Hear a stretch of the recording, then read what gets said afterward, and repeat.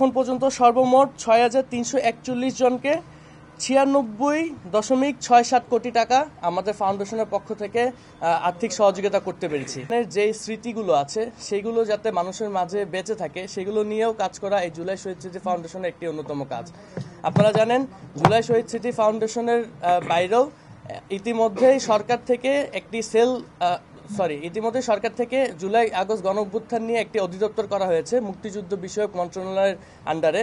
সেই অধিদপ্তরটির নাম জুলাই গণ অভ্যুত্থান অধিদপ্তর, আমরা যতটুকু এখন পর্যন্ত জানতে পেরেছি, এবং সেই অধিদপ্তরটি ইতিমধ্যেই তাদের কার্যক্রম শুরু করেছে এবং এই অধিদপ্তরটির কাজ হলো সরকারিভাবে জুলাই আগস্ট গণ অভ্যুত্থানে যারা শহীদ এবং আহত হয়েছে তাদেরকে পুনর্বাসন সহ তাদের পারিবারিক নানা সমস্যা সমাধান করে তাদেরকে নিয়ে কাজ করা এই অধিদপ্তরের কাজ।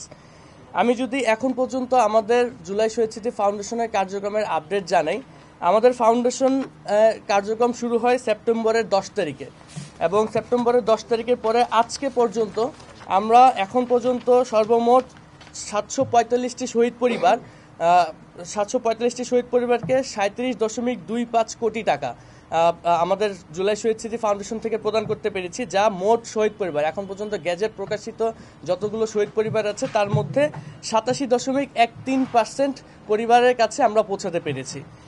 এবং আহতদের মধ্যে আমরা এখন পর্যন্ত 5,596 জনকে 59.41 কোটি টাকা প্রদান করতে পেরেছি, যা মোট আহত এখন পর্যন্ত যে তালিকাভুক্ত আছে তার মধ্যে 38.39%। এবং আমরা এখন পর্যন্ত সর্বমোট 6,341 জনকে 96.67 কোটি টাকা আমাদের ফাউন্ডেশনের পক্ষ থেকে আর্থিক সহযোগিতা করতে পেরেছি। এই এককালীন আর্থিক সহযোগিতা ব্যতীত জুলাই শহীদ স্মৃতি ফাউন্ডেশন থেকে আরও নানামুখী কার্যক্রম ইতিমধ্যে গ্রহণ করা হয়েছে, যেগুলো নিয়ে আপনাদের সামনে কথা বলবে আমাদের জুলাই শহীদ স্মৃতি ফাউন্ডেশন এক্সিকিউটিভ কমিটির সদস্য জনাব আহসান হাবিব।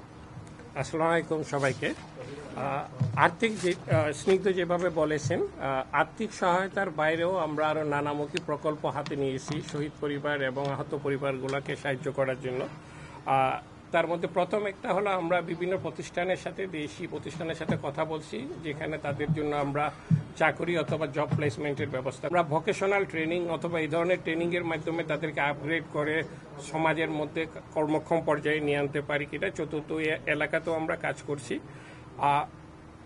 ফোর্থ হয়েছে কি, আমরা যেটা দেখছি যে আহত পরিবার ইন পার্টিকুলার বা একই সাথে শহীদ পরিবারে অনেকেই একটা দীর্ঘস্থায়ী মানসিক কষ্টের মধ্যে, মানসিক ট্রমার মধ্যে দিয়ে যাচ্ছেন। এটাকে অ্যাড্রেস করার জন্য আমরা একটা ইন্টারন্যাশনাল সংস্থার সাথে কাজ করছি যারা মেন্টাল রিহ্যাবিলিটেশন নিয়ে কাজ করে। আমরা কয়েক দফা ডিসকাশন এবং মিটিং তাদের সাথে হয়েছে।